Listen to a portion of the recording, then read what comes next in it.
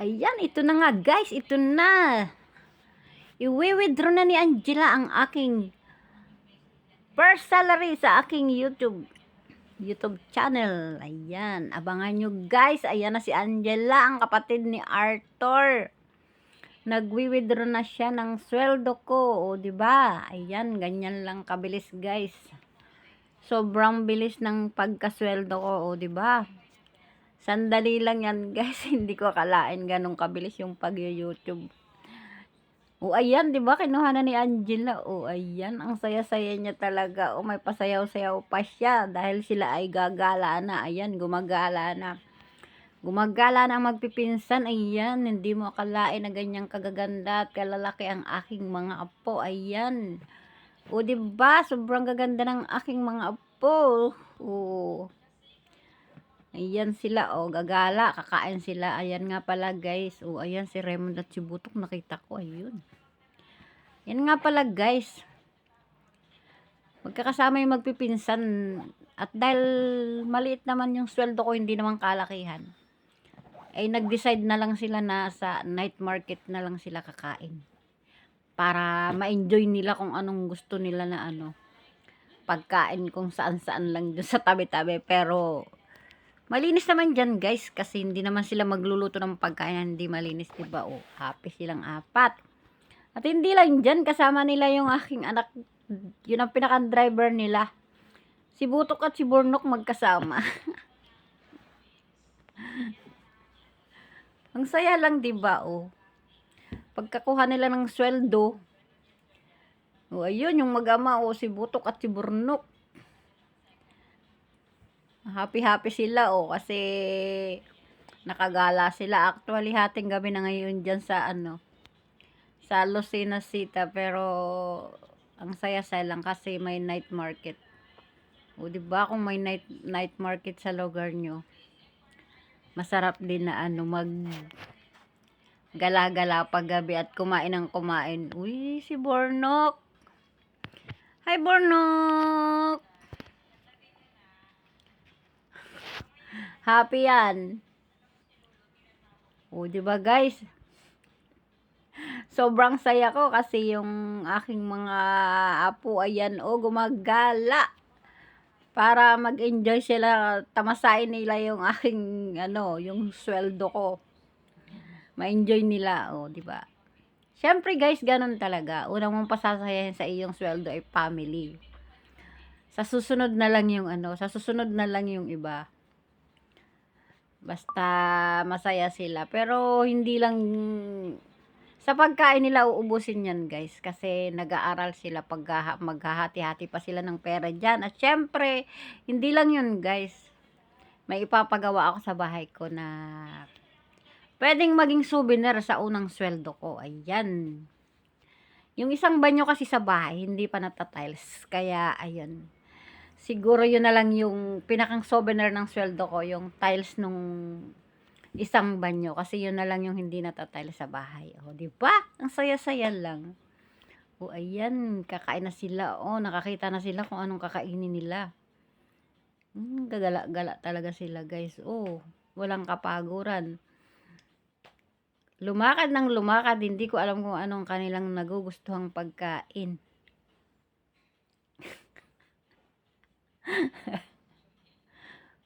O, nakikita nyo guys, yung naka-pink. Ang ganda-ganda ng naka-pink na matawa. Bata pa yan guys, kung itatanong nyo kung ilang taon yan. Parang 16 lang siya or magsi-17 na. Pero magka-college na siya guys. Ayan. Parang bibili sila ng ng mga juice. Ay, nalaglag yung pera. Ano ba yan? Makikita mo talaga guys sa mga mata nila yung saya. Yung saya nila na nakagala sila, na free na free sila, na hawak nila yung pera na 1 to sawa kung anong kakainin nila, kung anong bibilhin nila, 'di ba? Kasi 'yun ang utos ko. Magpakasaya, magpakasawa sila sa sweldo ko, 'di ba? O kahit at least kahit hindi ko na hawakan yung sweldo ko, Naging masaya ako dahil masaya sila. O, ayan, nakapili si Angela ng, ano ba yan? Siopaw. Paborito ni Angela yung siopaw. Siopaw, mas malaki pa sa mukha niya.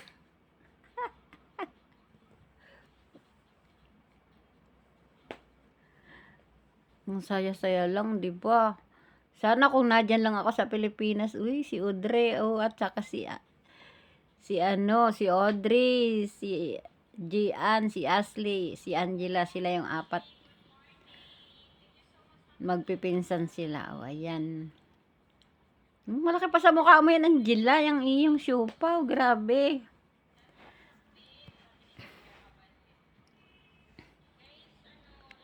Enjoy na enjoy ako habang naglalakad sila. Hindi ko alam kung anong gusto nilang bilhin. Hindi lang yan guys, marami silang bibilhin. Pipili lang sila ng pipili dyan. Tapos, kakain sila sa loob ng ng sasakyan mamaya. O, ayan, si Audrey at si Gian. Ayun si Gian, ang tatay niya Siman. Yung bunso ko kasi Siman yun. 'Di ba? Makikita mo guys, maano nyo guys na isa na akong successful, pero walang pera. Ako yung successful na walang pera. Okay lang 'yan. At least mayroon akong may napundar. Nalaman ko kung ano yung sa buhay ko yung nagawa ko. Lahat ng nagawa ko sa buhay ko ay natupad ko para sa family ko, hindi sa sarili ko. Uy, masarap. Ang sarap ng siopaw. Yan, kung bumibili sila ng mga siguro hindi kayo kumakain ng ganyan, guys. Yung mga na yan, mga, ano ba tawag dyan? Proven ba yan? Agoy. Hindi kayo kumakain yan kasi mahirap lang kami. Kami lang ang kumakain yan, di ba? O, siguro hindi kayo kumakain yan, Para sa mahihirap lang yan, guys. O, di ba? Ang saya-saya.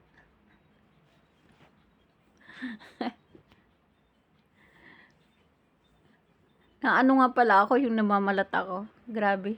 Uy, ang sarap, Angela. Alam nyo guys, mabuti nga si Angela nakamove on. Hindi pa yan nakaka-move on, kumbaga. Tumatawa lang siya, pero parang ako lang siya na isinasaloob lang niya yung sakit na naramdaman niya nung nawala yung kapatid niya. Sana mas masaya kung nandyan yung si Arthur. Ay, naiyak ako. Huwag akong maiyak. Bawal maiyak. Wala kasi si Arthur. Ayan. Hala, umiyak ako. Huwag kang umiyak, Alicia. At least,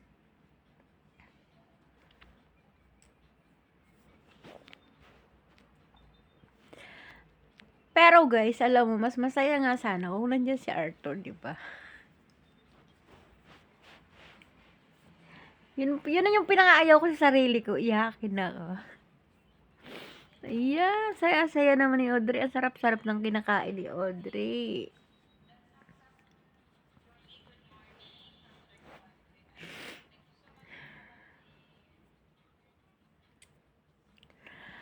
Uy, sorry na guys.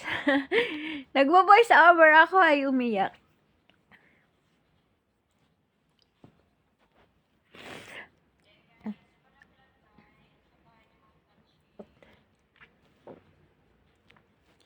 May halong saya kasi. May halong saya sa kakalungkutan yung nararamdaman ko.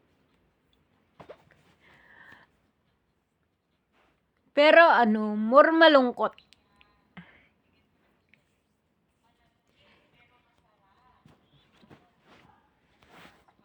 Siguro nakikita nyo sa sa mga live ko, sa mga ko, tumatawa ako. Ang saya-saya ko kahit pag nagla-live ako, pero deep inside, umiiyak. O, ayan guys, kumakain sila ng shawarma. O, ayan, diba? O, dyan nga pala yan guys, sa lugar namin, sa Lucena City, ayan. Kumakain sila ng shawarma. O, order sila niya ng shawarma. Sarap-sarap kasi ng shawarma. O, diba? Alam nyo guys, nung nasa Saudi Arabia ako, paborito ko yan. Lahat ng puntahan kong Middle East, Paborito ko yan. Ayan, nakatapos na sila, nag-uwi na at naghati-hati na sila sa pera. Ayan. Kaya ang saya-saya nila, o 'di ba? Kaya ako ganun din kasaya. Kung masaya sila, mas masaya ako, 'di ba? Ayan.